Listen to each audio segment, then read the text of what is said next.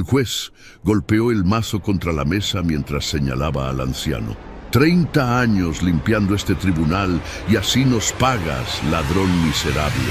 Emiliano Vega, 68 años de servicio impecable, bajó la cabeza mientras las esposas cortaban sus muñecas. Su nieto de 10 años apretó los puños hasta que los nudillos se volvieron blancos. «Yo lo voy a defender». La carcajada del juez retumbó en toda la sala, sin imaginar lo que pasaría después. Emiliano Vega empujó el carrito de limpieza por el pasillo de mármol del Tribunal Superior de Justicia, como lo había hecho cada mañana durante los últimos 30 años. Sus manos, curtidas por décadas de trabajo honesto, conocían cada grieta de aquellas paredes, cada mancha rebelde en el piso de piedra, cada rincón donde el polvo se acumulaba con terquedad.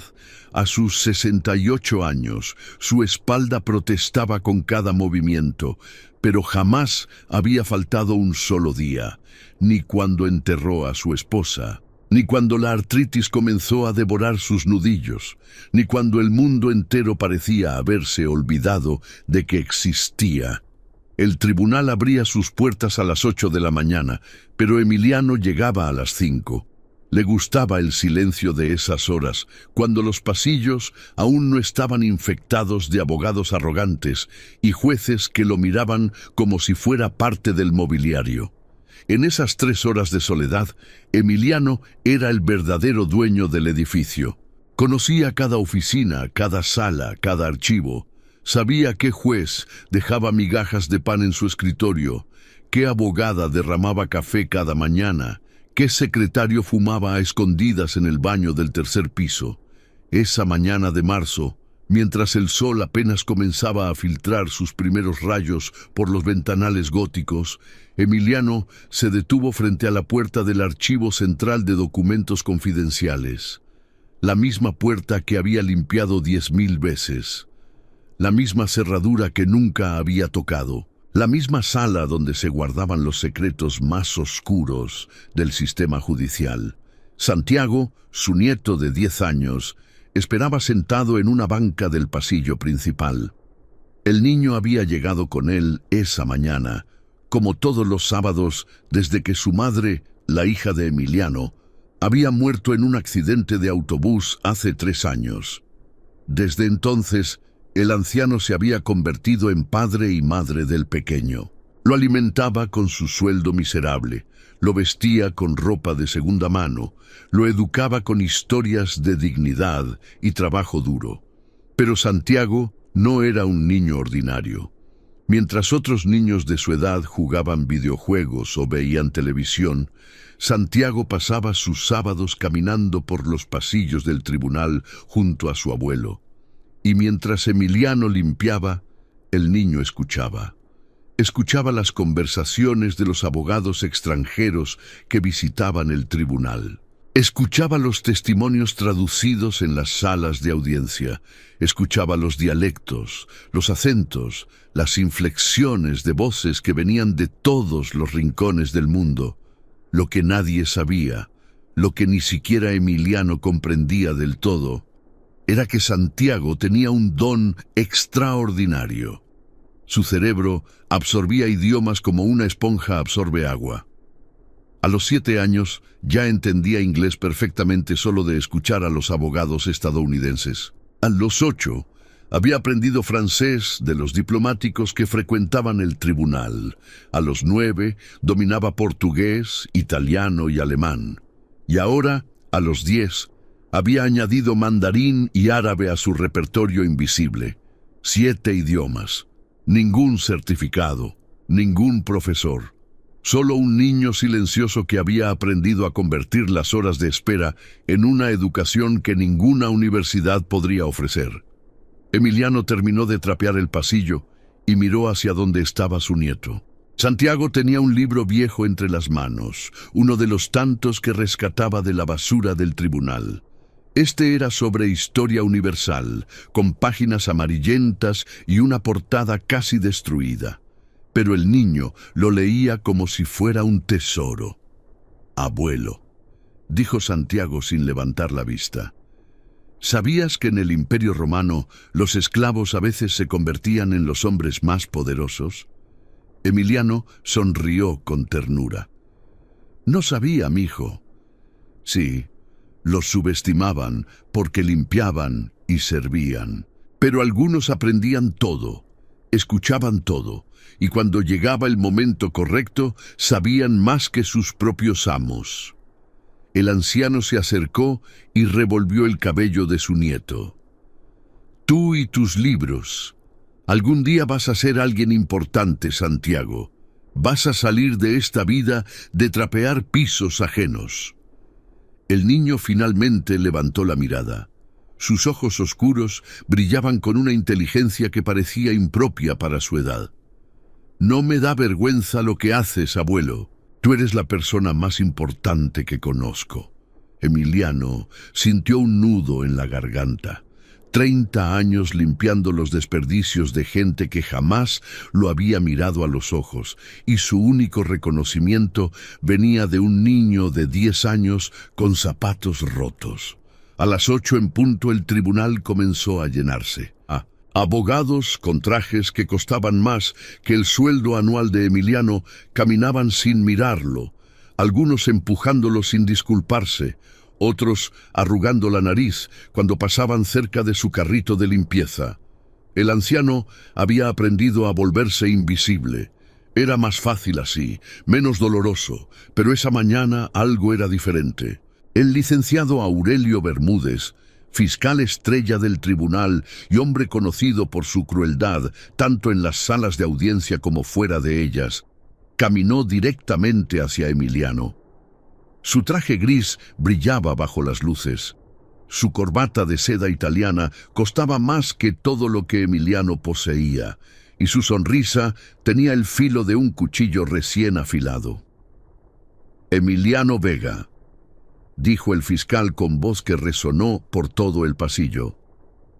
Necesito que me acompañes. El anciano sintió un escalofrío recorrer su columna.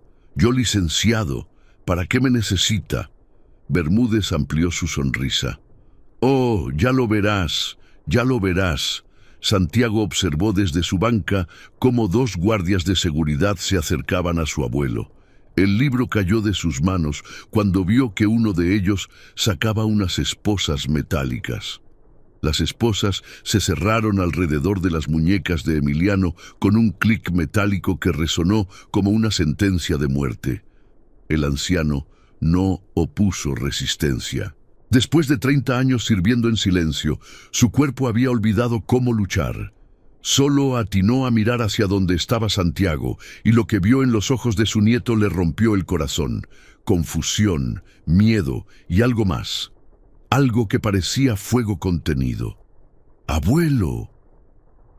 Santiago se levantó de la banca, pero un guardia lo detuvo con el brazo. «Quédate ahí, niño», ordenó el guardia. «Esto no es asunto tuyo».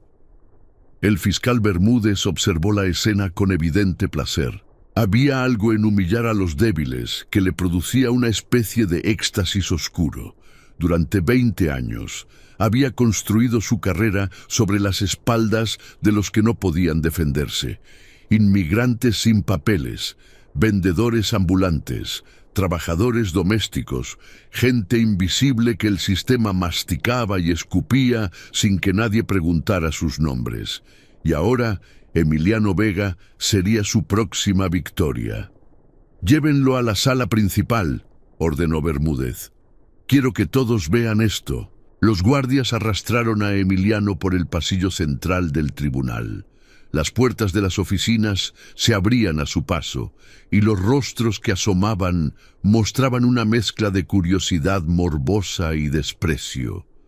Secretarias que él había saludado cada mañana durante décadas, ahora lo miraban como si fuera un criminal peligroso. Abogados que nunca habían reparado en su existencia, ahora susurraban entre ellos, alimentando el chisme con teorías inventadas. «Siempre sospeché de él», murmuró una mujer de lentes. «Esos callados son los peores». «Dicen que robó documentos confidenciales», añadió un hombre calvo. Información de casos millonarios. Seguro los vendía al mejor postor. Estos viejos son todos iguales. Santiago caminaba detrás de la procesión, ignorando las órdenes de quedarse atrás. Su corazón latía con fuerza, pero su mente trabajaba más rápido. Observaba todo, escuchaba todo. Grababa cada rostro, cada voz, cada mentira que flotaba en el aire como veneno. La sala principal del tribunal era un espacio imponente. Techos altos con molduras doradas, bancas de madera oscura pulidas hasta brillar y un estrado elevado donde los jueces miraban al mundo desde arriba como dioses menores decidiendo el destino de los mortales.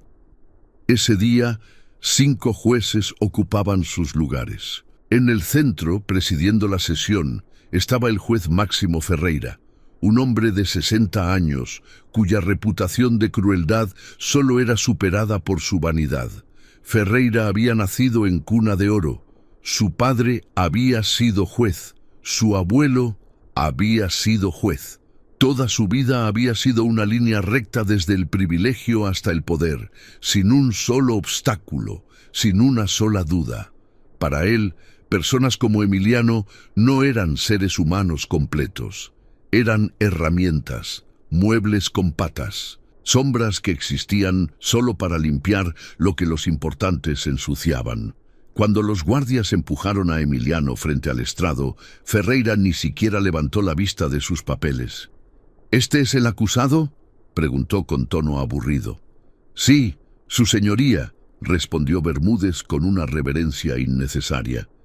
Emiliano Vega, empleado de limpieza de este tribunal desde hace 3 décadas, acusado de robo agravado de documentos confidenciales y presunta venta de información clasificada a terceros. Ferreira finalmente miró al anciano.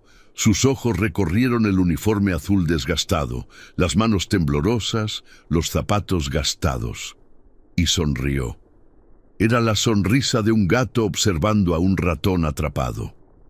30 años limpiando este tribunal, dijo el juez, saboreando cada palabra, y así nos pagas, ladrón miserable. Emiliano intentó hablar, pero su voz salió como un hilo roto. Yo no robé nada, su señoría. Jamás he tocado un documento que no me correspondiera. Pueden revisar mi expediente, 30 años sin una sola queja. ¡Silencio! Ferreira golpeó el mazo contra la mesa. No hablé de tu expediente, hablé de tu traición.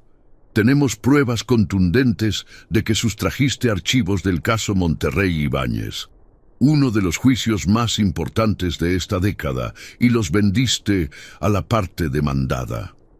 El murmullo en la sala creció como una ola. El caso Monterrey Ibáñez era conocido por todos. Una disputa de miles de millones entre 2 corporaciones internacionales. El tipo de caso que podía destruir o construir fortunas enteras, y ahora acusaban a un simple conserje de haber interferido en él. Eso es imposible, susurró Emiliano. Yo ni siquiera sé qué documentos. Las pruebas no mienten, interrumpió Bermúdez, sacando una carpeta de su maletín. Tenemos fotografías que lo muestran entrando al archivo central fuera de horario. Tenemos testimonios de guardias que lo vieron comportarse de manera sospechosa y, lo más importante, encontramos copias de los documentos robados en su casillero personal. El mundo de Emiliano se derrumbó. Copias en su casillero, fotografías, testimonios. Todo apuntaba hacia él con una precisión quirúrgica. Pero él sabía la verdad. Nunca había entrado a ese archivo, nunca había tocado esos documentos. Alguien lo estaba incriminando, alguien con poder suficiente para fabricar pruebas y comprar testigos. Desde el fondo de la sala, Santiago observaba todo con ojos que ardían. Su pequeño cuerpo temblaba, pero no de miedo. Era rabia. Una rabia fría y calculada que ningún niño de 10 años debería conocer. Veía cómo los jueces intercambiaban miradas de complicidad. Veía cómo Bermúdez sonreía con satisfacción. Veía cómo todo el sistema se alineaba para aplastar a un hombre inocente, cuyo único crimen había sido nacer pobre. Y entonces tomó una decisión. «Yo lo voy a defender». Su voz cruzó la sala como un rayo. El silencio que siguió a las palabras de Santiago duró exactamente 3 segundos. Luego vino la risa. Primero fue el juez Ferreira, una carcajada explosiva que salió de su garganta como ladridos de un perro rabioso. Después se unieron los otros jueces, luego los abogados, luego el público en las bancas. En cuestión de segundos, toda la sala se sacudía con un coro de burlas que rebotaba contra las paredes de mármol y caía sobre Santiago como una lluvia de piedras. ¿Escucharon eso? Ferreira se limpiaba las lágrimas de los ojos. El nieto del conserje quiere ser abogado defensor. ¿Qué sigue? ¿El perro del tribunal como fiscal? Bermúdez se acercó a Santiago con pasos lentos y calculados. Se agachó hasta quedar a la altura del niño, y su sonrisa tenía el filo de una navaja oxidada. «Mira, pequeño», dijo con falsa dulzura, «entiendo que quieras ayudar a tu abuelito, es muy tierno, pero esto es un tribunal de verdad, no un juego de niños. Aquí se necesitan títulos, experiencia, conocimiento de leyes que ni siquiera puedes pronunciar. ¿Por qué no vas a sentarte y dejas que los adultos se encarguen?» Santiago no retrocedió. Sus ojos permanecieron fijos en los del fiscal, sin parpadear, sin temblar. El artículo 47 del Código de Procedimientos Civiles establece que cualquier ciudadano puede asumir su propia defensa o designar a un representante de su elección en casos donde no pueda costear un abogado profesional, recitó el niño con voz clara. «Mi abuelo no tiene dinero para un abogado. Yo soy su elección». La risa en la sala se detuvo de golpe. Bermúdez parpadeó, visiblemente desconcertado. ¿De dónde había sacado ese niño esa información? ¿Cómo un mocoso de 10 años conocía artículos específicos del Código Civil? Ferreira frunció el ceño desde el estrado.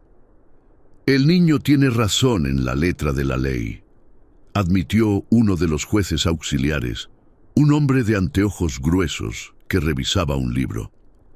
El artículo 47 permite representación no profesional en casos de indigencia comprobada. «Esto es ridículo», espetó Ferreira. «Es un niño. No puede interrogar testigos, no puede presentar argumentos, no puede...» «¿Por qué no?», interrumpió Santiago, dando un paso hacia adelante. «Porque soy pobre, porque mi ropa está vieja, porque mi abuelo limpia sus pisos». El silencio que cayó sobre la sala era diferente ahora. Ya no era burla, era incomodidad. Las palabras del niño habían tocado algo que todos preferían ignorar: la verdad de sus prejuicios. Emiliano miraba a su nieto con una mezcla de terror y asombro. Quería gritarle que se detuviera, que no se arriesgara, que el sistema iba a aplastarlo como había aplastado a tantos otros. Pero algo en la postura de Santiago, algo en la firmeza de su voz, le impedía hablar. Era como si estuviera viendo a otra persona, no al niño que jugaba con libros viejos en los pasillos del tribunal, sino a alguien más, alguien que había estado esperando este momento toda su vida. «Su señoría», dijo Santiago dirigiéndose directamente a Ferreira, «le pido formalmente que me permita defender a mi abuelo. Si fracaso, pueden condenarlo como tenían planeado. Pero si me niegan siquiera la oportunidad de hablar, estarán admitiendo que este tribunal no busca justicia, solo busca víctimas fáciles». Un murmullo recorrió las bancas. Periodistas que cubrían el caso Monterrey Ibáñez comenzaron a tomar notas frenéticamente. Esta ya no era una simple audiencia de rutina. Era un espectáculo que podía llenar titulares por semanas. Ferreira lo sabía. Podía negar la petición del niño, pero hacerlo frente a la prensa lo haría quedar como un tirano. y si algo valoraba más que su poder, era su imagen pública. Necesitaba parecer justo, incluso cuando no lo era. «Muy bien», dijo finalmente, con una sonrisa que prometía crueldad. «Permitiré que el niño juegue a ser abogado. Será educativo para todos ver cómo funciona realmente la justicia». Bermúdez se acercó al juez con expresión preocupada. «Su señoría, con todo respeto, esto es irregular. El niño podría...» ¿Podría qué? Ferreira lo interrumpió. «¿Ganar? No seas absurdo, déjalo hablar. En 10 minutos estará llorando y pidiendo perdón por hacernos perder el tiempo». El fiscal asintió, aunque su mandíbula estaba tensa. Algo en la calma de ese niño lo perturbaba. Había visto a abogados experimentados temblar frente a Ferreira. Había visto a hombres adultos suplicar clemencia. Pero ese mocoso de ropa raída lo miraba como si ya supiera cómo terminaría todo. Santiago caminó hacia el centro de la sala. Cada paso resonaba en el silencio. Los jueces lo observaban desde arriba con mezclas de diversión y desprecio. El público contenía el aliento, y Emiliano, con las manos esposadas y el corazón destrozado, rezaba en silencio por un milagro que no creía posible. El niño se detuvo frente al estrado. Levantó la mirada hacia los 5 jueces que lo observaban como buitres, esperando a que la presa dejara de moverse.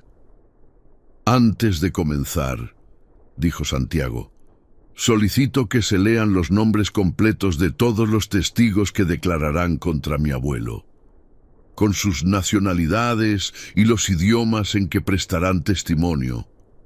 Ferreira arqueó una ceja. «¿Para qué necesitas esa información?». Santiago sonrió por primera vez desde que había entrado a la sala. Era una sonrisa pequeña, casi imperceptible, pero había algo en ella que hizo que Bermúdez sintiera un escalofrío inexplicable recorriendo su columna vertebral. «Porque quiero asegurarme de entender cada palabra que digan».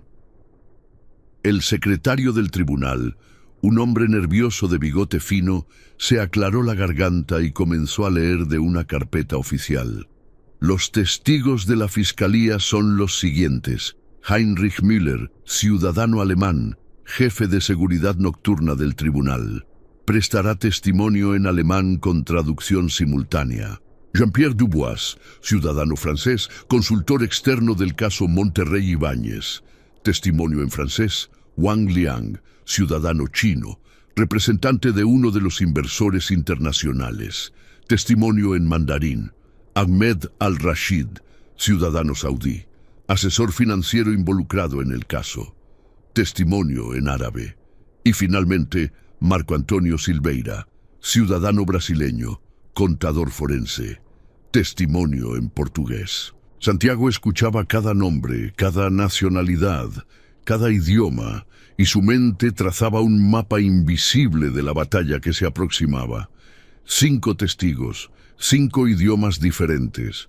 Bermúdez había construido su caso como una fortaleza políglota, asumiendo que nadie podría verificar las traducciones, que nadie cuestionaría las sutilezas perdidas entre un idioma y otro. Pero no contaba con Santiago. «¿Dónde están los traductores oficiales?», preguntó el niño. Bermúdez señaló hacia una mesa lateral, donde 4 personas con audífonos y micrófonos esperaban con expresiones aburridas. «Traductores certificados por el Estado», dijo el fiscal con orgullo. «Los mejores del país». Santiago asintió lentamente, pero sus ojos se detuvieron en cada traductor, evaluándolos como un ajedrecista evalúa las piezas del oponente. Había algo que no encajaba. 4 traductores para 5 idiomas. ¿Quién faltaba? «¿Y el traductor de árabe?», preguntó. Bermúdez vaciló por una fracción de segundo. Fue casi imperceptible, pero Santiago lo notó. El fiscal se recuperó rápidamente. «El señor Al-Rashid habla español suficiente para comunicarse. No necesitará traducción completa».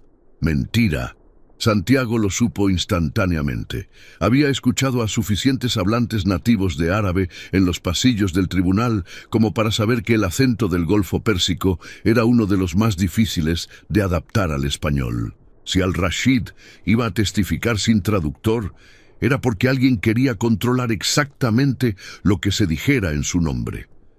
«Entendido», dijo Santiago, guardando esa información para después. «Que pase el primer testigo». Ferreira golpeó el mazo con impaciencia. «Antes de comenzar, niño, debo advertirte las reglas. Tienes derecho a interrogar a los testigos, pero cualquier falta de respeto, cualquier pérdida de tiempo, cualquier comportamiento inapropiado resultará en la terminación inmediata de tu participación. ¿Quedó claro?» «Perfectamente, su señoría». «Y una cosa más», Ferreira se inclinó hacia adelante con malicia. «Si tu defensa fracasa, y fracasará, añadiré desacato al tribunal a los cargos contra tu abuelo, por permitir esta farsa». Emiliano cerró los ojos. El peso de esas palabras cayó sobre él como una losa de concreto. Si Santiago fallaba, no solo lo condenarían por robo, lo hundirían aún más, y todo por su culpa, por haber criado a un niño que no sabía cuándo rendirse. Pero Santiago no mostró ninguna emoción. Su rostro permaneció impasible, como la superficie de un lago en calma antes de la tormenta. «Acepto las condiciones», dijo. «Que pase el primer testigo».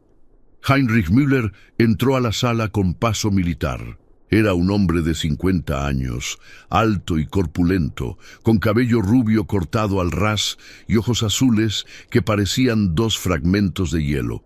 Su uniforme de seguridad estaba impecable, cada botón brillando, cada pliegue en su lugar perfecto. Se sentó en el estrado de los testigos con la rigidez de un soldado esperando órdenes.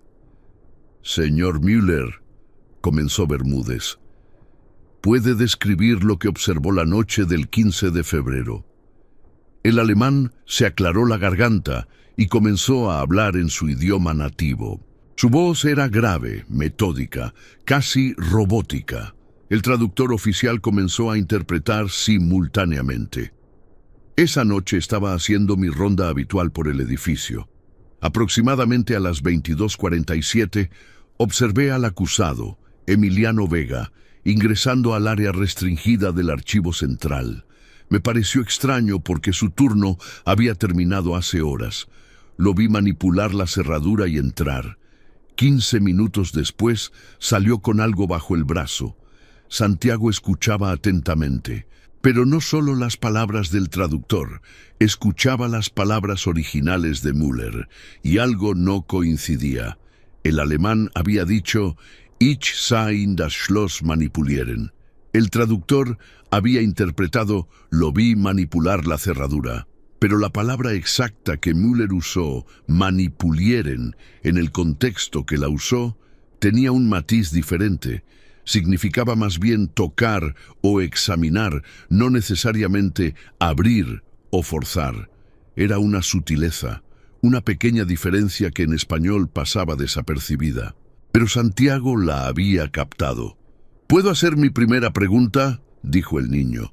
Ferreira hizo un gesto de impaciencia. «Adelante, que comience el circo». Santiago respiró profundo. Este era el momento. 30 años de humillación habían llevado a su abuelo hasta aquí. 10 años de silenciosa preparación lo habían llevado a él hasta aquí. Todo convergía en este instante. Se dirigió directamente a Müller y habló en alemán perfecto. «Herr Müller, Sie sagten, Sie haben meinen Großvater gesehen, wie er das Schloss manipuliert hat. Aber haben Sie tatsächlich gesehen, wie er die Tür geöffnet hat?» El silencio que cayó sobre la sala fue absoluto. El traductor se quedó con la boca abierta sin saber qué hacer. Los jueces intercambiaron miradas de asombro, y Bermúdez sintió cómo el color abandonaba su rostro. El niño del conserje acababa de hablar en alemán perfecto. Heinrich Müller parpadeó como si le hubieran lanzado agua helada al rostro. Durante 20 años, como jefe de seguridad en instituciones gubernamentales, había testificado en docenas de juicios. Había enfrentado abogados agresivos, fiscales despiadados, jueces implacables. Pero nunca, jamás, había sido interrogado en su propio idioma por un niño de 10 años que ni siquiera le llegaba al pecho. Ich, tartamudeó el alemán, perdiendo por primera vez su compostura militar. Santiago repitió la pregunta con paciencia, como un profesor hablando con un estudiante confundido. Le pregunté si realmente vio a mi abuelo abrir la puerta. Usted dijo que lo vio manipular la cerradura, pero manipular no significa abrir. ¿Vio la puerta abrirse? ¿Sí o no? El traductor oficial intentó intervenir. Yo puedo traducir la pregunta. No es necesario que... La pregunta ya fue hecha, interrumpió Santiago sin mirarlo, en el idioma nativo del testigo, sin intermediarios, sin interpretaciones. Ahora espero la respuesta. Ferreira golpeó el mazo, pero su expresión había cambiado. Ya no había burla en sus ojos, había algo parecido a la inquietud. ¿De dónde sacó este niño?, murmuró uno de los jueces auxiliares. Silencio, ordenó Ferreira. Que el testigo responda. Müller tragó saliva. Sus ojos buscaron los de Bermúdez, pidiendo ayuda, pero el fiscal estaba tan desconcertado como todos los demás. Nein, admitió finalmente el alemán. Ich habe die Tür nicht aufgesehen. Solo vi al acusado tocando la cerradura. Asumí que... ¿Asumió?, repitió Santiago en español para que toda la sala entendiera. El testigo acaba de admitir que no vio a mi abuelo entrar al archivo. Solo lo vio tocar la puerta. Tocó una puerta. Eso es todo. ¿Ese es un crimen en este tribunal? El murmullo en la sala creció. Los periodistas escribían frenéticamente. El público intercambiaba miradas de asombro. Y por primera vez desde que había comenzado el juicio, se escucharon voces cuestionando la narrativa del fiscal. «Eso no prueba nada», espetó Bermúdez, recuperando algo de compostura. «Tenemos más testigos. Tenemos evidencia física». «Entonces que pase el siguiente testigo», dijo Santiago con calma. «Veamos qué tan sólida es su evidencia». Jean-Pierre Dubois entró a la sala con el aire de superioridad que solo los parisinos cultivados saben proyectar. Su traje era claramente de diseñador, sus zapatos brillaban como espejos y su expresión sugería que estar en un tribunal latinoamericano era un insulto a su refinada sensibilidad europea. Se sentó en el estrado con las piernas cruzadas, mirando a Santiago como quien mira a un insecto particularmente molesto. «Monsieur Dubois», comenzó Bermúdez, «usted trabajó directamente con los documentos del caso Monterrey Ibáñez. ¿Puede confirmar que los archivos encontrados en el casillero del acusado son copias legítimas de esos documentos?» El francés asintió con elegancia. «Oui, absolument», respondió en su idioma, esperando la traducción. Reconocí inmediatamente los documentos. Son copias exactas de los informes financieros que yo mismo preparé para el caso.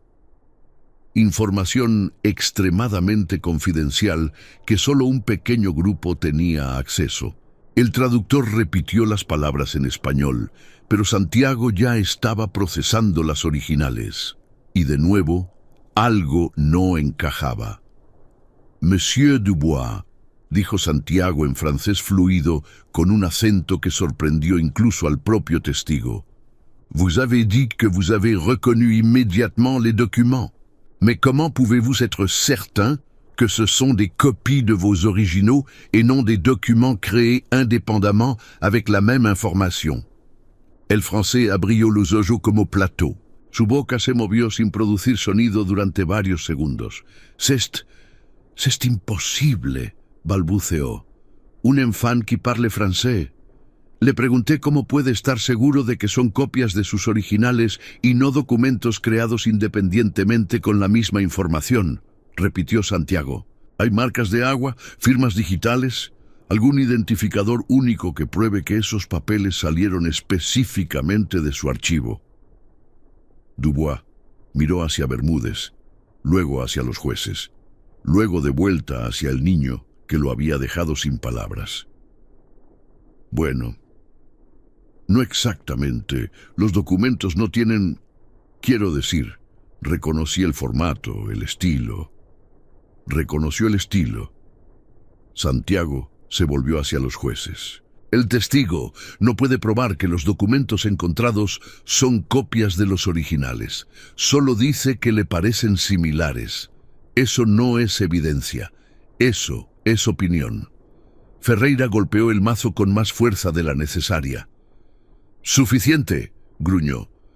«Este interrogatorio está desviándose. El niño está confundiendo a los testigos con trucos lingüísticos».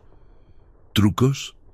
Santiago encaró al juez sin temor. Hacer preguntas directas en el idioma del testigo es un truco, o el verdadero truco es usar traductores que suavizan las respuestas para que encajen con la narrativa de la fiscalía. Un jadeo colectivo recorrió la sala.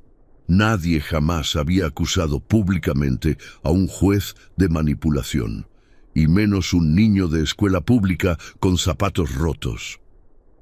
Ferreira se puso rojo de furia. Sus nudillos se volvieron blancos alrededor del mazo.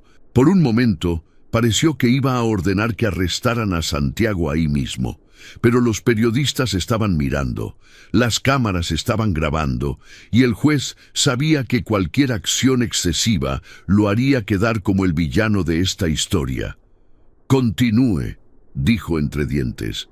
«Pero una palabra más de falta de respeto y terminamos aquí». Santiago asintió con la cabeza. Su rostro no mostraba victoria, ni arrogancia, solo determinación absoluta. «Que pase el siguiente testigo». Wang Liang entró a la sala con pasos cortos y precisos. Era un hombre de 40 años, delgado como un junco, con lentes de montura dorada que brillaban bajo las luces del tribunal. Su traje era sobrio pero evidentemente costoso, y su expresión transmitía la impasibilidad calculada de alguien acostumbrado a manejar cifras millonarias sin pestañear. Se sentó en el estrado con las manos cruzadas sobre el regazo, esperando las preguntas con la paciencia de una estatua de jade. Bermúdez se acercó al testigo con renovada confianza. El alemán y el francés habían sido tropiezos inesperados, pero el mandarín era otra historia. No había manera de que un niño de 10 años, hijo de una empleada doméstica y nieto de un conserje, supiera hablar chino. Era estadísticamente imposible. «Señor Wang», comenzó el fiscal, «usted representa a uno de los grupos inversores afectados por la filtración de documentos. ¿Puede explicar el impacto que tuvo esta violación de confidencialidad?» El traductor de mandarín, una mujer de mediana edad con expresión seria, se preparó para interpretar. Wang Liang comenzó a hablar, su voz melodiosa fluyendo en los tonos cantarinos del mandarín estándar. «Woman de Tous Shituan Sao Shoule, Judá de Jingji Sunshi, Dang Neixie Wenjian Bei Xielushi, Woman de Jingshen Dui Shou, Huodele Wanjian Xingsh, Zeshi Woman Zai Tampan Chong Chuyulieshi». La traductora comenzó a interpretar. «Nuestro grupo inversor sufrió pérdidas enormes. Cuando esos documentos fueron filtrados, nuestros competidores obtuvieron información clave que nos puso en desventaja en las negociaciones. Pero Santiago había dejado de escuchar a la traductora. Estaba concentrado en las palabras originales de Wang Liang y había detectado algo crucial. El testigo había dicho «Dang Neixi Wenjian Bei Xielushi», que literalmente significaba «cuando esos documentos fueron filtrados». Era una construcción pasiva. No había dicho quién los filtró. No había mencionado a Emiliano. No había hecho ninguna conexión directa entre el acusado y el daño alegado. Wang Xiansheng, interrumpió Santiago en mandarín perfectamente tonado. Ningan kai shuo wenjian bei xielu. Dan shi nin yu rene zheng zhu zheng ming, shi wo de zufu xielu le zexie wenjian ma. Nin kansi jiang guo tama, nin zidao ta de ming zima. El silencio que siguió fue tan profundo que se podía escuchar el zumbido de las luces fluorescentes. La traductora se quedó petrificada. Los jueces intercambiaron miradas de absoluta incredulidad. Y Wang Liang, por primera vez desde que había entrado al tribunal, mostró una expresión que no era impasibilidad calculada. Era shock genuino. ¿Ni Wei Shuo Shongwen?, preguntó el testigo, olvidando por completo el protocolo del tribunal. Sí, hablo mandarín, respondió Santiago en español para el registro. Y le pregunté si tiene alguna prueba de que mi abuelo filtró esos documentos. Si alguna vez lo vio personalmente, si siquiera conocía su nombre antes de este juicio. Wang Liang miró hacia Bermúdez, pero el fiscal parecía haber perdido la capacidad del habla. El chino volvió a mirar al niño, y algo cambió en su expresión. Una sombra de vergüenza cruzó su rostro. «Bu», admitió en voz baja. «Wokonglai mei xiangguo segerren, wosishi bei gaosh tashi suikui woshou». El testigo admite que nunca vio a mi abuelo, tradujo Santiago para la sala. Dice que solo le dijeron que él era el culpable. Le dijeron, no lo investigó, no lo verificó. Alguien simplemente le dijo a quién culpar, y él obedeció. El murmullo en la sala se convirtió en un rugido. Periodistas gritaban preguntas. Espectadores discutían entre ellos. Los jueces golpeaban sus mazos pidiendo orden, pero nadie les hacía caso.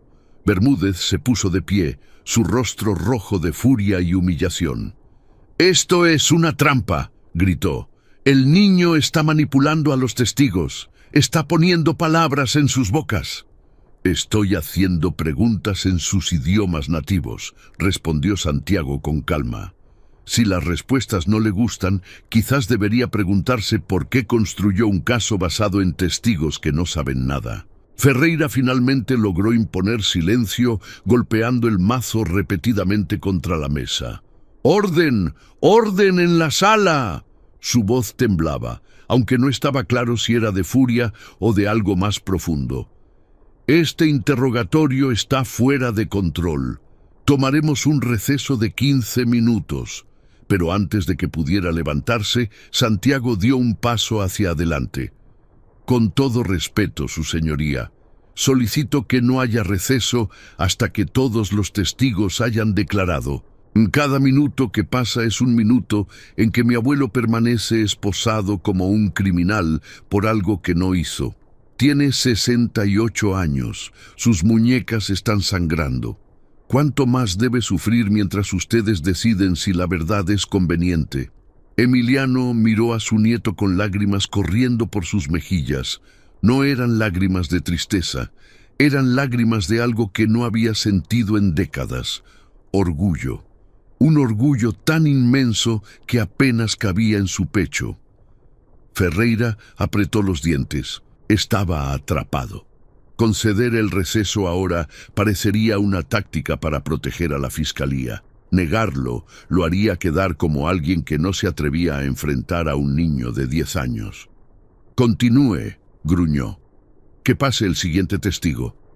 Ahmed al-Rashid entró a la sala con el porte de alguien acostumbrado a que el mundo se arrodillara ante él. Su túnica blanca inmaculada contrastaba con los trajes oscuros de los abogados occidentales. Un reloj de oro macizo brillaba en su muñeca y sus ojos negros escaneaban la sala con una mezcla de aburrimiento y desdén. Era el asesor financiero de uno de los fondos de inversión más poderosos del Golfo Pérsico y su presencia en este tribunal era claramente un favor que esperaba que se le pagara con creces. Santiago lo observó tomar asiento en el estrado. Este era el testigo que supuestamente no necesitaba traductor. El testigo cuyas palabras nadie podría verificar. el eslabón débil que Bermúdez había intentado esconder. «Señor Al-Rashid», comenzó el fiscal, recuperando algo de su compostura perdida. «Usted tenía acceso a información privilegiada del caso Monterrey Ibáñez. ¿Puede confirmar que la filtración de documentos causó daños directos a los intereses que representa?» El saudí asintió lentamente. «Sí, confirmo», dijo en un español pesado, con acento tan marcado que varias palabras eran casi incomprensibles. Los documentos robados contenían información sobre nuestras estrategias de inversión. Perdimos millones. Bermúdez sonrió con satisfacción. ¿Y puede identificar al responsable de esta filtración? Al-Rashid señaló hacia Emiliano sin mirarlo. «El viejo, el conserje. Me dijeron que fue él». «No más preguntas», dijo Bermúdez rápidamente. «Su testigo». Santiago permaneció en silencio durante varios segundos. La sala contenía el aliento, esperando que el niño desplegara otro de sus trucos lingüísticos. Pero cuando finalmente habló, su voz era diferente, más suave, casi amable. «Sayyid al-Rashid», dijo en árabe clásico, con una pronunciación que hizo que varios espectadores árabes en la sala abrieran los ojos con sorpresa. «Uridu an as'alaka su'alan basitan, hal tatadhakar isma al-rajul alladhi tatahimuhu». El cambio en el rostro de Al-Rashid fue instantáneo. Su máscara de superioridad se resquebrajó, revelando algo que nadie esperaba: incertidumbre. «Anta tatakalam al-arabía», preguntó visiblemente desconcertado. «Le pregunté si recuerda el nombre del hombre que está acusando», repitió Santiago en español. «Usted lo señaló hace un momento. Dijo que el viejo conserje robó los documentos, pero nunca dijo su nombre, porque no lo sabe, ¿verdad?» Al-Rashid miró hacia Bermúdez, pero el fiscal había palidecido varios tonos. El saudí volvió a mirar al niño, y por primera vez pareció ver algo más que un mocoso molesto. Vio a un adversario. «El nombre no es importante», dijo con frialdad. «Lo que importa es que alguien robó y alguien debe pagar». «Alguien debe pagar», repitió Santiago. «No el culpable, alguien, cualquiera». ¿Es así como funciona la justicia en los países donde usted hace negocios?» «¡Objeción!», gritó Bermúdez. «El niño está siendo irrespetuoso con el testigo». «Estoy preguntando por qué un hombre que acusa a mi abuelo de un crimen no conoce siquiera su nombre», respondió Santiago sin alterarse. «Si alguien me robara millones, yo sabría exactamente quién fue, a menos que no me importara la verdad, a menos que solo necesitara un culpable conveniente». Ferreira intervino con voz tensa. «El testigo ha confirmado que los documentos fueron robados y que causaron daños. El nombre del acusado consta en el expediente. Esta línea de interrogatorio es irrelevante». «Con todo respeto, su señoría, no es irrelevante». Santiago se volvió hacia los jueces. «Este tribunal está a punto de condenar a un hombre de 68 años, basándose en testigos que no lo conocen, que nunca lo vieron cometer ningún crimen y que admiten que simplemente les dijeron a quién culpar. Eso no es justicia. Es una cacería de brujas con traje y corbata». El silencio que siguió fue diferente a todos los anteriores. No era el silencio del shock, ni de la burla, ni de la confusión. Era el silencio del reconocimiento. Algo había cambiado en la sala. Las miradas que antes despreciaban a Santiago, ahora lo observaban con algo parecido al respeto. Emiliano miraba a su nieto como si lo viera por primera vez. Este no era el niño que leía libros viejos en los pasillos mientras él trapeaba pisos. Este era alguien completamente diferente, alguien que había estado esperando toda su vida para este momento. «Queda un testigo», dijo Santiago. «Marco Antonio Silveira, el contador forense que supuestamente encontró las pruebas en el casillero de mi abuelo. Bermúdez se enderezó en su silla. Silveira era su carta final. El brasileño había sido contratado específicamente para este caso, con instrucciones claras sobre qué encontrar y dónde encontrarlo. Era un profesional, no cometería los errores de los otros testigos. «Que pase el último testigo», ordenó Ferreira con una nota de esperanza en su voz. Pero Santiago había notado algo que nadie más había visto. Durante los últimos interrogatorios, mientras todos estaban concentrados en los testigos, el fiscal Bermúdez había intercambiado varias miradas con alguien en la sala. Alguien sentado en la última fila. Alguien que llevaba un maletín idéntico al del fiscal. Y Santiago acababa de entender cómo funcionaba toda la conspiración. Marco Antonio Silveira era un hombre de apariencia ordinaria. Estatura media, cabello castaño con entradas pronunciadas, rostro olvidable. El tipo de persona que podía desaparecer en una multitud sin que nadie notara su presencia o su ausencia. Pero sus ojos contaban una historia diferente. Eran ojos inquietos, que nunca se posaban demasiado tiempo en un solo lugar, como si estuvieran constantemente calculando rutas de escape. Se sentó en el estrado con las manos entrelazadas sobre el regazo, pero Santiago notó que sus dedos no dejaban de moverse. Nerviosismo, algo que los otros testigos no habían mostrado hasta que comenzó el interrogatorio. Silveira ya estaba nervioso antes de que le hicieran una sola pregunta. «Señor Silveira», comenzó Bermúdez con tono autoritario, «como contador forense certificado, usted fue contratado para investigar el origen de la filtración de documentos. ¿Puede describir sus hallazgos?». El brasileño asintió y comenzó a hablar. Su español era fluido pero artificial, claramente memorizado. Realicé un análisis completo de los movimientos dentro del área de archivos confidenciales durante el período en cuestión. Basándome en registros de acceso, cámaras de seguridad y testimonios del personal, determiné que el único individuo con oportunidad y acceso para sustraer los documentos era el señor Emiliano Vega. ¿Y las pruebas físicas?, presionó Bermúdez. Encontré copias de los documentos confidenciales ocultas en el casillero personal del acusado. Los documentos tenían sus huellas dactilares. Un murmullo de aprobación recorrió la zona donde estaban sentados los abogados de las corporaciones afectadas. Finalmente, evidencia sólida. Finalmente, algo que el niño no podría refutar con sus trucos de idiomas.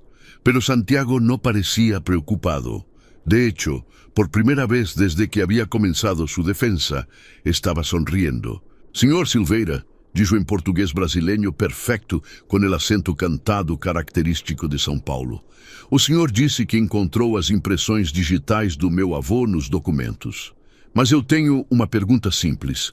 Como as impressões digitais dele chegaram em documentos que estavam dentro de uma sala trancada, onde ele nunca teve permissão para entrar?» El brasileño se quedó paralisado. Su boca se abrió e se cerró várias vezes sem produzir sonido.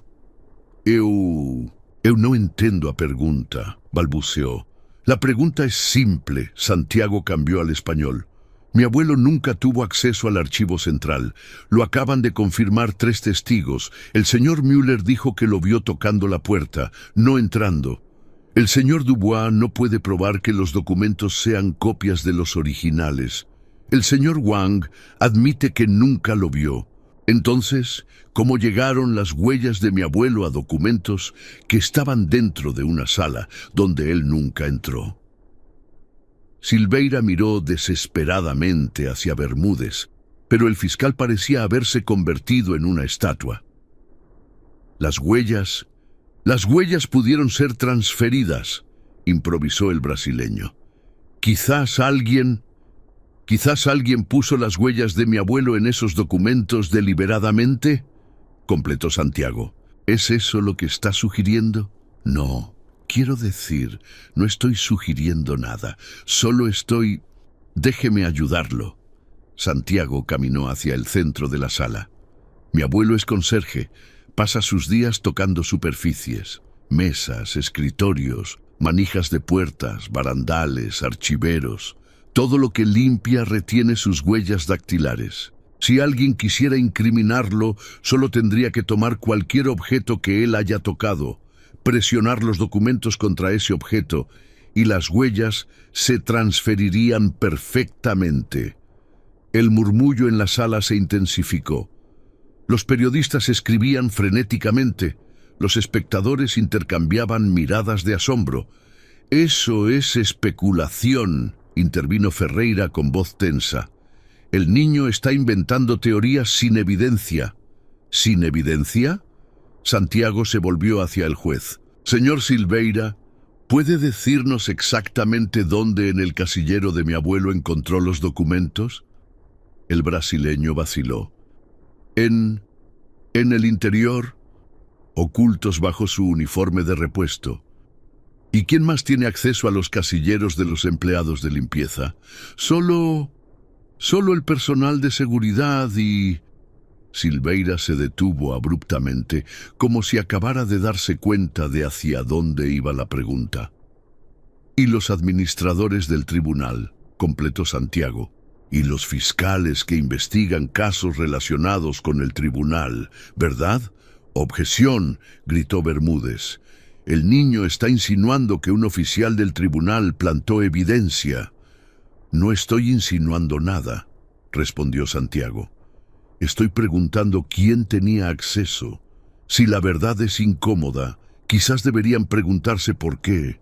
Ferreira golpeó el mazo con furia. «Suficiente. Esta defensa ha cruzado todos los límites de la decencia. El acusado será...» «Espere». Una voz interrumpió desde el fondo de la sala. Todos se volvieron. Era el hombre que Santiago había estado observando. El hombre con el maletín idéntico al de Bermúdez. Se había puesto de pie y su rostro estaba pálido como la cera.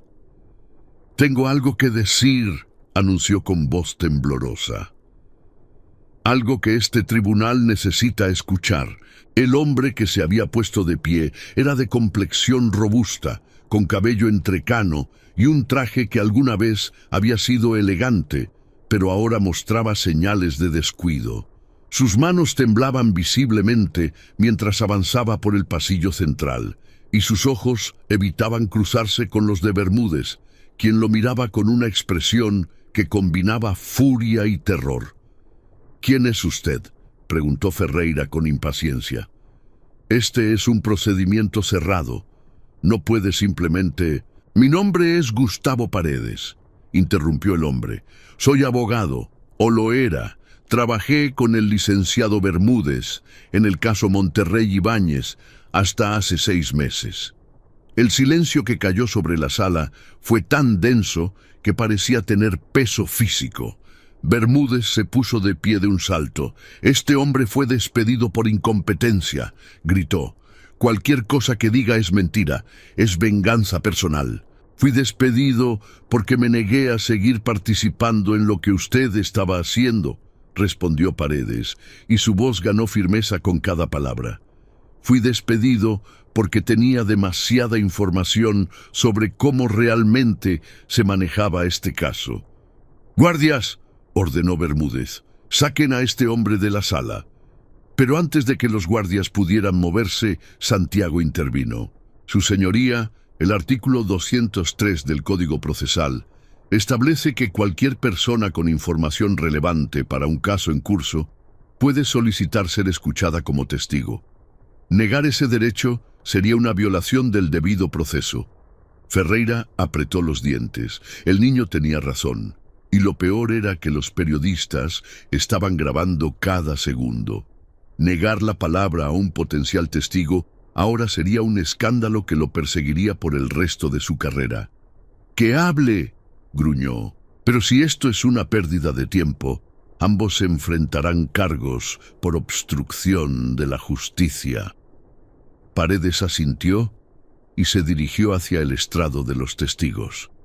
Al pasar junto a Bermúdez, Los dos hombres intercambiaron una mirada que contenía años de historia compartida, historia que estaba a punto de salir a la luz.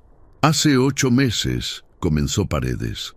El licenciado Bermúdez me contrató para ayudar con el caso Monterrey Ibáñez. Era el caso más grande de mi carrera. Estaba emocionado, pero pronto descubrí que algo estaba muy mal. ¿Qué descubrió?, preguntó Santiago. Las pruebas no cuadraban, habían inconsistencias en los testimonios, documentos que aparecían y desaparecían, testigos que cambiaban sus declaraciones de un día para otro. Cuando confronté a Bermúdez, me dijo que no me preocupara, que él se encargaría de todo. Bermúdez intentó interrumpir, pero Ferreira lo silenció con un gesto. «Continúe», ordenó el juez, aunque su rostro mostraba creciente incomodidad. «Hace 6 meses descubrí la verdad». Paredes respiró profundo. El licenciado Bermúdez no estaba tratando de resolver el caso. Estaba tratando de controlarlo. Había recibido pagos de una de las partes involucradas para asegurar un resultado específico, pero necesitaba un chivo expiatorio para explicar las inconsistencias en la evidencia. Alguien a quien culpar si las cosas salían mal. «Y eligió a mi abuelo», dijo Santiago. «Eligió al hombre más vulnerable e invisible del tribunal», confirmó Paredes. «Alguien sin recursos para defenderse. Alguien cuya palabra no valdría nada contra la de un fiscal respetado. Alguien que llevaba 30 años limpiando sin que nadie se dignara a aprender su nombre». Las lágrimas corrían por el rostro de Emiliano. 30 años de servicio silencioso. 30 años de ser tratado como un mueble. Y ahora finalmente alguien estaba diciendo la verdad que él siempre había sospechado, que para el sistema él nunca había sido una persona. Solo un objeto conveniente que podía ser usado y descartado cuando fuera necesario. «¿Tiene pruebas de lo que está diciendo?», preguntó uno de los jueces auxiliares. Paredes sacó un sobre de su maletín. «Tengo correos electrónicos entre Bermúdez y representantes de la empresa Monterrey Holdings. Tengo grabaciones de llamadas telefónicas donde discuten cómo fabricar evidencia. Y tengo los documentos originales que supuestamente fueron robados, con fechas de modificación que muestran que fueron alterados semanas después de que supuestamente desaparecieron del archivo. La sala estalló en caos. Periodistas se empujaban para tomar fotografías del sobre. Abogados gritaban objeciones contradictorias. Espectadores se ponían de pie para ver mejor. Y en medio del tumulto, Bermúdez intentó dirigirse hacia la salida lateral. ¡Alto!, la voz de Santiago cortó el ruido como un cuchillo. «El fiscal está tratando de huir». 2 guardias bloquearon la puerta. Bermúdez se quedó paralizado, con el rostro de un animal acorralado. «Esto es ridículo», balbuceó. «Soy un fiscal respetado. No pueden tratarme como a un criminal basándose en las mentiras de un empleado despedido y las fantasías de un niño». Santiago caminó hacia él lentamente. A pesar de la diferencia de estatura, en ese momento parecía ser él quien miraba hacia abajo. «Usted me llamó fantasía», dijo el niño. «Llamó payasada a mi defensa. Se rió de mi abuelo como si su vida no valiera nada. Pero aquí estamos, usted atrapado por sus propias mentiras, y mi abuelo, el conserje analfabeto que usted despreciaba, a punto de ser liberado por un niño de 10 años que aprendió 7 idiomas escuchándolo limpiar pisos ajenos. El juez Ferreira se encontraba en una posición que jamás había imaginado. Durante 30 años en la magistratura había controlado cada sala donde había presidido. Su palabra era ley, su gesto era sentencia, su silencio era condena. Pero ahora, mirando el caos que se desarrollaba frente a él, sentía que el control se le escapaba como agua entre los dedos. «¡Orden!», golpeó el mazo una y otra vez. «Exijo orden en esta sala». Pero nadie lo escuchaba. Los periodistas rodeaban a Paredes, exigiendo ver los documentos. Los abogados de las corporaciones discutían acaloradamente entre ellos. Los guardias mantenían a Bermúdez contra la pared, sin saber si debían arrestarlo o liberarlo. Y en medio de todo, Santiago permanecía inmóvil, observando cómo el mundo que había oprimido a su abuelo durante décadas comenzaba a desmoronarse. «Señoría», la voz de uno de los jueces auxiliares cortó el tumulto. «Debemos examinar la evidencia que presenta el señor Paredes. Si lo que dice es cierto, estamos ante un caso de corrupción judicial sin precedentes». Ferreira sintió un escalofrío recorrer su espalda. No era solo Bermúdez quien estaba en peligro. Si se investigaba a fondo este caso, si se tiraba del hilo correcto, otros nombres podrían salir a la luz. Nombres poderosos, nombres que habían pagado generosamente para que ciertos casos se resolvieran de cierta manera. Nombres que incluían al propio Ferreira. «Propongo un receso», dijo el juez con voz que intentaba sonar autoritaria, pero temblaba en los bordes. «Necesitamos tiempo para evaluar».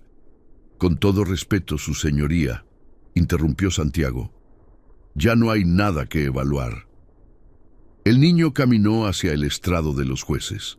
Sus pasos resonaban en el silencio que súbitamente había caído sobre la sala.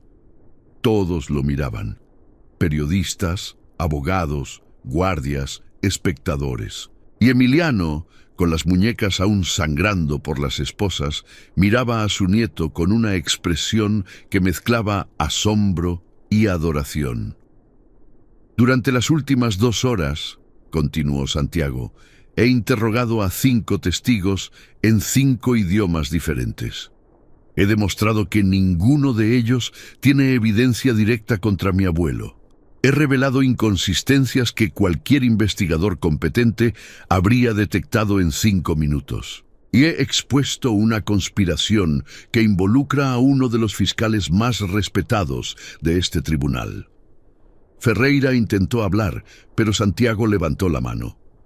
«No he terminado, señoría, porque hay algo más que no he mencionado. Algo que descubrí mientras observaba este juicio». El niño se volvió hacia el público y señaló a un hombre sentado en la tercera fila. Era un individuo de mediana edad, vestido con un traje gris discreto, que había permanecido completamente inmóvil durante toda la audiencia. Demasiado inmóvil, demasiado atento. «Ese hombre ha estado tomando notas durante todo el juicio», dijo Santiago, «pero no es periodista, no tiene credencial de prensa». Y cada vez que el licenciado Bermúdez se metía en problemas, lo miraba a él, como pidiendo instrucciones. El hombre de gris se puso pálido. «Eso es absurdo», dijo poniéndose de pie. «Soy un ciudadano común observando un juicio público». «Es el licenciado Rodrigo Valenzuela», intervino Paredes desde el estrado de testigos. «Abogado principal de Monterrey Holdings, el hombre que pagó a Bermúdez para fabricar este caso». La reacción fue instantánea. Valenzuela intentó correr hacia la salida, pero los guardias que habían bloqueado a Bermúdez ahora le cerraron el paso. El hombre forcejeó brevemente antes de ser sometido contra el suelo de mármol. Su traje gris arrugándose grotescamente, su dignidad deshaciéndose como humo. «Tengo inmunidad», gritó. «Mis clientes me protegen. No pueden hacerme esto». Sus clientes lo abandonaron en el momento en que fue expuesto, dijo Santiago con calma. «Así funciona el poder. Usa a las personas hasta que dejan de ser útiles, y luego las descarta, como intentaron hacer con mi abuelo». Ferreira finalmente encontró su voz. «Guardias, arresten al licenciado Bermúdez y al señor Valenzuela por presunta conspiración para fabricar evidencia y obstrucción de la justicia», ordenó, intentando recuperar algo de control sobre la situación. «Y liberen al señor Vega inmediatamente». Un guardia se acercó a Emiliano con una llave. Las esposas cayeron al suelo con un tintineo metálico que sonó como campanas de libertad. El anciano miró sus muñecas marcadas, la sangre seca dibujando líneas rojas sobre su piel curtida, y luego miró a su nieto. Santiago, su voz se quebró. ¿Cómo? El niño corrió hacia su abuelo y lo abrazó con toda la fuerza de sus pequeños brazos. Y en ese momento todas las barreras cayeron. Emiliano sollozó contra el hombro de su nieto. 30 años de humillaciones silenciosas derramándose en un torrente de lágrimas que no podía ni quería contener. «Tú me enseñaste todo, abuelo», susurró Santiago. «Cada palabra que escuché, cada idioma que aprendí, fue porque tú me trajiste aquí. Tú me diste todo esto». El abrazo entre Santiago y Emiliano duró lo que parecieron horas, aunque en realidad fueron apenas unos minutos. El mundo exterior había dejado de existir para ellos. No importaban los periodistas que tomaban fotografías, ni los jueces que discutían acaloradamente, ni los guardias que arrastraban a Bermúdez y Valenzuela hacia las celdas del tribunal. En ese instante solo existían un abuelo y su nieto, unidos por un amor que había demostrado ser más fuerte que todo el sistema que había intentado destruirlos. Fue Paredes quien finalmente interrumpió el momento, acercándose con respeto. «Señor Vega», dijo con voz suave, «lamento mucho lo que le hicieron. Debí haber hablado antes, debí haber tenido el valor que tuvo su nieto». Emiliano levantó la vista, sus ojos enrojecidos pero brillantes. «Usted habló cuando importaba», respondió. «Eso es lo único que cuenta». Santiago se separó de su abuelo y miró al exabogado con expresión seria. «Señor Paredes, ¿por qué esperó hasta ahora? Si tenía las pruebas hace meses, ¿por qué no las presentó antes?» Paredes bajó la mirada, avergonzado. «Tenía miedo», admitió. «Bermúdez tiene conexiones en todas partes. Amenazó a mi familia hablaba. Amenazó con destruir mi carrera, mi reputación, todo lo que había construido. Pensé que podía escapar, olvidar, seguir con mi vida y fingir que nada había pasado». ¿Y qué lo hizo cambiar de opinión? El hombre miró a Santiago con algo parecido a la admiración. «Tú, te vi enfrentarte a todo este sistema con nada más que tu voz y tu conocimiento. Te vi hacer lo que yo no pude hacer con todos mis títulos y mi experiencia. Y me di cuenta de que si un niño de 10 años podía arriesgarlo todo por la verdad, yo no tenía excusa para seguir siendo un cobarde». En el estrado, los jueces habían llegado a un acuerdo. El juez auxiliar de anteojos gruesos tomó la palabra, ya que Ferreira se había excusado alegando un repentino malestar estomacal que todos sabían era pánico ante una posible investigación sobre su propia conducta. «Este tribunal declara al señor Emiliano Vega completamente absuelto de todos los cargos», anunció con voz solemne. «Ordenamos una investigación exhaustiva sobre la conducta del fiscal Aurelio Bermúdez, el abogado Rodrigo Valenzuela, y cualquier otra persona que haya participado en esta conspiración para fabricar evidencia». Un aplauso espontáneo estalló en la sala. Espectadores que habían venido esperando ver la condena de un conserje pobre, ahora celebraban su libertad. Periodistas competían por ser los primeros en transmitir la noticia. Abogados que minutos antes habían despreciado a Emiliano ahora buscaban acercarse para ofrecer sus servicios. Pero Santiago notó que su abuelo no celebraba. El anciano miraba sus manos, esas manos que habían limpiado el tribunal durante 3 décadas, y su expresión era de una tristeza profunda. «Abuelo, ¿qué pasa? ¡Ganamos! ¡Eres libre!». Emiliano levantó la vista lentamente. «¿Libre?», repitió la palabra como si la probara por primera vez. «Sí, mijo, soy libre. Pero también estoy pensando en todos los otros, todos los que vinieron antes que yo, todos los que vendrán después, los que no tienen un nieto que hable 7 idiomas, los que no tienen a nadie que los defienda. Santiago entendió inmediatamente lo que su abuelo quería decir. Esta victoria era importante, pero era solo una victoria. El sistema que había intentado destruir a Emiliano seguía intacto. Ferreira seguía siendo juez. Otros fiscales corruptos seguían en sus puestos. Otros inocentes seguían siendo aplastados en silencio. «Entonces tenemos que hacer algo más», dijo Santiago. «Esto no puede terminar aquí. ¿Qué tienes en mente?» Antes de que el niño pudiera responder, una mujer se acercó a ellos. Era alta, de cabello plateado y porte elegante, vestida con un traje que gritaba dinero y poder.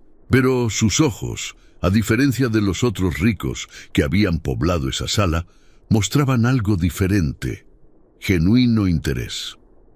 «Disculpen la intrusión», dijo con acento que revelaba años de educación en las mejores universidades del mundo. «Mi nombre es Victoria Mendoza. Soy directora de la Fundación Internacional para la Justicia Legal». Santiago y Emiliano intercambiaron miradas. «¿Qué quiere de nosotros?», preguntó el anciano con desconfianza.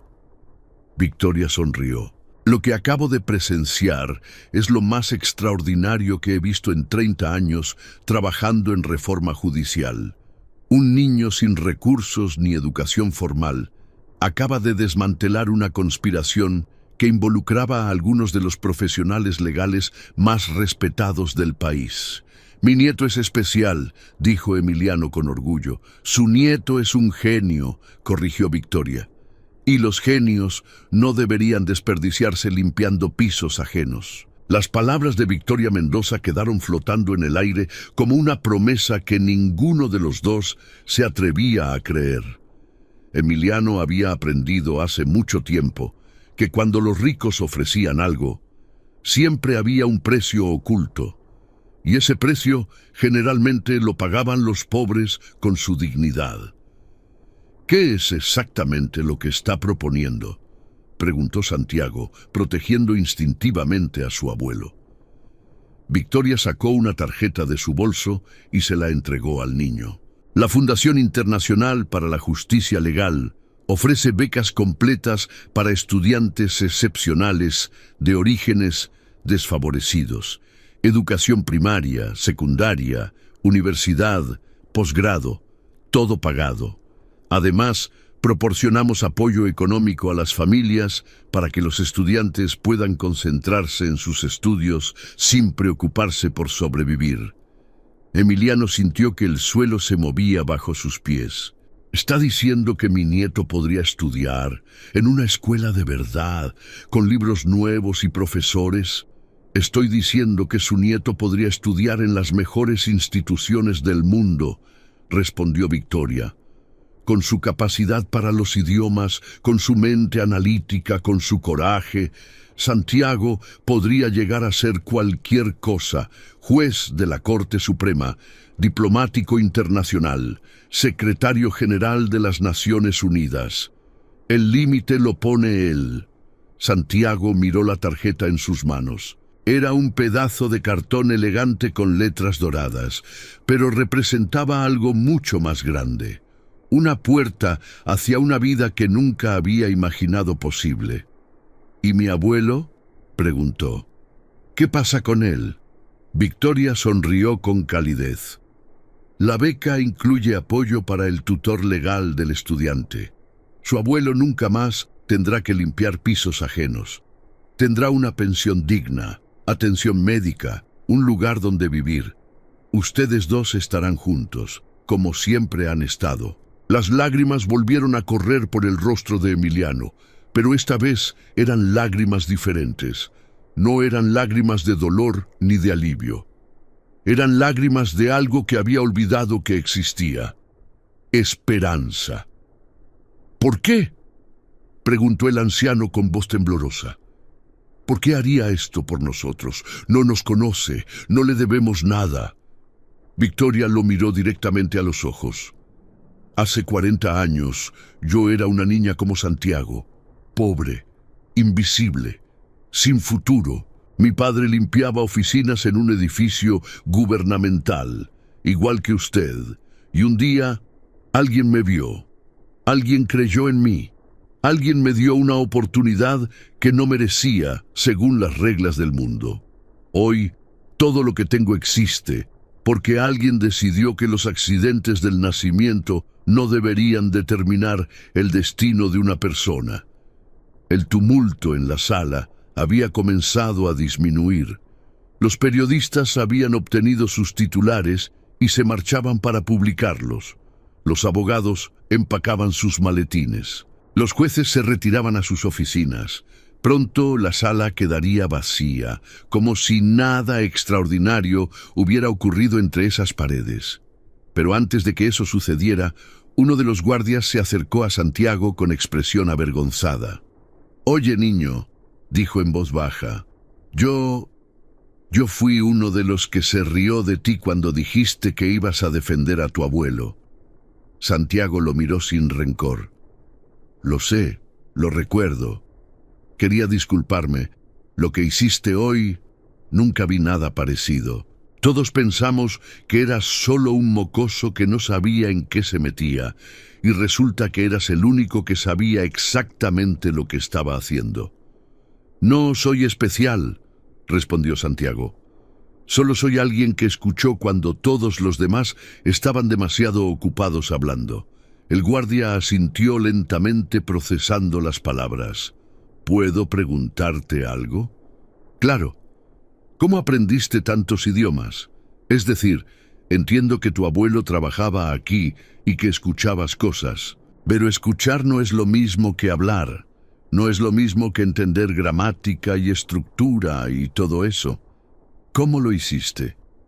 Santiago sonrió, y por primera vez desde que había comenzado el juicio, parecía un niño normal.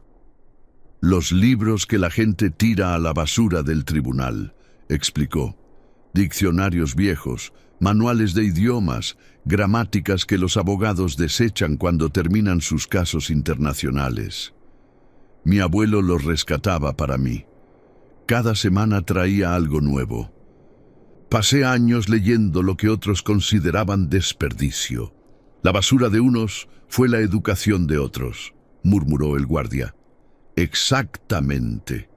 Emiliano escuchó la conversación y sintió que su corazón se expandía hasta un tamaño que no creía posible. Todos esos años recogiendo libros rotos y manchados, pensando que era un pequeño regalo sin importancia, sin saber que estaba construyendo las armas que su nieto usaría para salvarlo.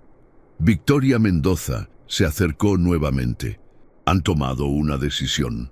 Santiago miró a su abuelo. Emiliano miró a su nieto. No necesitaron palabras. «Aceptamos», dijeron al unísono. 6 meses después del juicio que cambió todo, la vida de Emiliano y Santiago se había transformado de maneras que ninguno habría podido imaginar. Vivían ahora en un apartamento pequeño, pero digno, en un barrio tranquilo de la ciudad.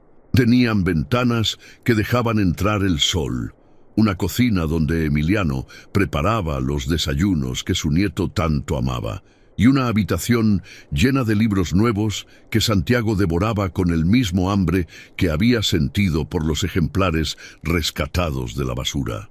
La fundación de Victoria Mendoza había cumplido todas sus promesas. Santiago asistía ahora a una escuela internacional donde sus profesores quedaban atónitos ante su capacidad para los idiomas. En 6 meses había añadido ruso y japonés a su repertorio y estaba comenzando a estudiar hindi. Los otros estudiantes, hijos de diplomáticos y empresarios, al principio lo habían mirado con desconfianza. El niño del conserje, el que llegó con zapatos rotos y ropa de segunda mano. Pero poco a poco su talento innegable y su humildad genuina habían ganado su respeto. Emiliano, por su parte, había descubierto placeres que nunca supo que existían. Jardinería, lectura, largas caminatas por el parque sin la presión de llegar a tiempo a un trabajo que lo trataba como invisible. Por primera vez en 68 años, tenía tiempo para simplemente existir, para recordar a su esposa sin que el agotamiento nublara sus memorias, para conocer a su nieto no como el niño que esperaba en los pasillos mientras él limpiaba, sino como la persona extraordinaria que siempre había sido.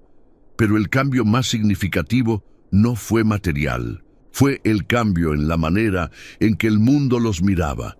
El juicio se había convertido en noticia internacional. El niño de 10 años que hablaba 7 idiomas y derrotó a un fiscal corrupto era tema de artículos, documentales y hasta una propuesta de película que Emiliano había rechazado por considerar exagerada.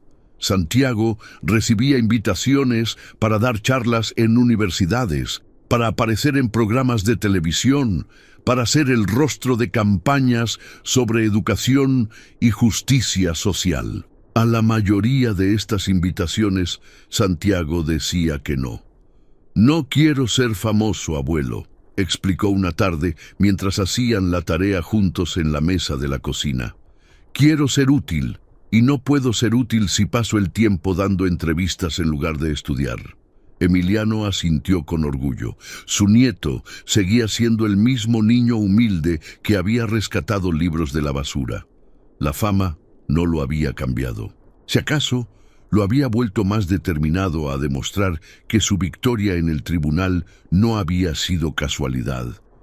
Sin embargo, había una invitación que Santiago no pudo rechazar. El Tribunal Superior de Justicia, el mismo lugar donde Emiliano había limpiado durante 30 años, lo invitó a participar en una ceremonia especial. Iban a instalar una placa conmemorativa en honor a las víctimas de injusticia judicial, y querían que Santiago pronunciara unas palabras. «No tienes que ir si no quieres», dijo Emiliano. «Ese lugar tiene malos recuerdos». «Por eso tengo que ir», respondió Santiago, «porque los recuerdos no cambian si huimos de ellos, solo cambian si los enfrentamos». El día de la ceremonia, el tribunal estaba irreconocible. Donde antes reinaba la arrogancia, ahora había un ambiente de solemnidad respetuosa. El juez Ferreira había sido removido de su cargo tras una investigación que reveló décadas de conducta cuestionable. Bermúdez y Valenzuela esperaban juicio por múltiples cargos de corrupción. Y en las paredes del vestíbulo principal, donde solía haber retratos de jueces pomposos, ahora colgaba una nueva obra de arte, un mural que mostraba personas comunes de pie frente a las escalinatas de la justicia. Santiago caminó hacia el podio con paso firme. Llevaba un traje nuevo, regalo de Victoria Mendoza, pero en su bolsillo guardaba algo viejo. Una página arrugada de uno de los primeros diccionarios que su abuelo había rescatado para él. Un talismán que le recordaba de dónde venía. «Buenos días a todos», comenzó, su voz amplificada por los micrófonos, pero sin perder su calidez natural. «Hace 6 meses estuve en esta misma sala, pero entonces no estaba en el podio, estaba allá abajo, junto a mi abuelo, con las manos temblorosas y el corazón lleno de miedo. El silencio en la sala era absoluto. Mi abuelo limpió estos pisos durante 30 años. 30 años de ser ignorado, despreciado, tratado como si no existiera. Y cuando el sistema necesitó a alguien a quien culpar por sus propios crímenes, lo eligieron a él, porque era fácil, porque nadie lo defendería, porque personas como nosotros no importamos. Una lágrima rodó por la mejilla de Emiliano, sentado en primera fila. Pero estaban equivocados. Santiago hizo una pausa, dejando que sus palabras resonaran en cada rincón de la sala. Los rostros que lo observaban eran diferentes a los de hace 6 meses. Donde antes había burla, ahora había atención.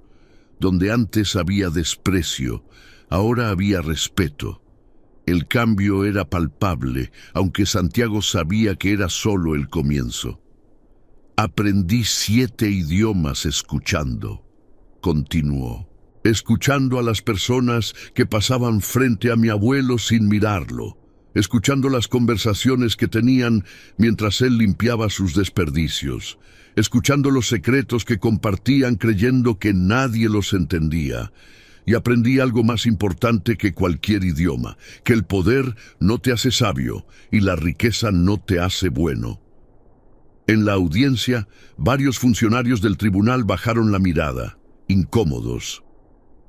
Hay miles de niños como yo en este país, niños con mentes brillantes atrapadas en cuerpos pobres, niños que podrían cambiar el mundo si alguien les diera una oportunidad, pero no la tienen, porque el sistema está diseñado para mantenerlos abajo, para asegurarse de que los hijos de los conserjes sigan siendo conserjes y los hijos de los jueces sigan siendo jueces.